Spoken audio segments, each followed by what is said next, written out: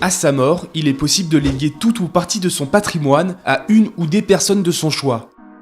Il faut absolument que le legs soit mentionné par testament. Cela peut être une simple lettre manuscrite, datée et signée par le testateur, ou un document enregistré chez un notaire.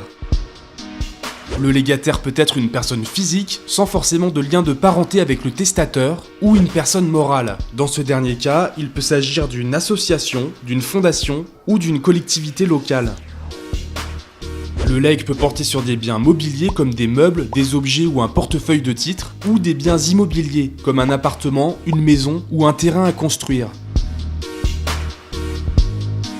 Il y a différents types de legs. Le legs universel permet au testateur de désigner un légataire universel. Ce dernier est considéré comme un héritier et il est à ce titre responsable du passif de la succession, c'est-à-dire des dettes.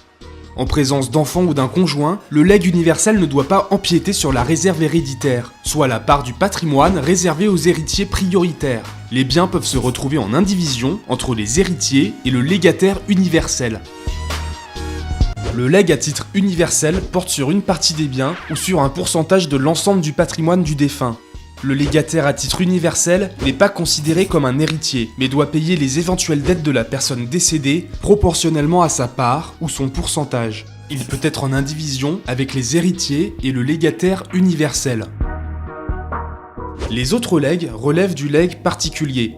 Ils concernent un ou des biens spécifiques. Le légataire particulier n'est pas considéré comme un héritier et n'est pas assujetti aux dettes du défunt. Si la réserve héréditaire n'est pas suffisante, le legs particulier peut être réduit en proportion.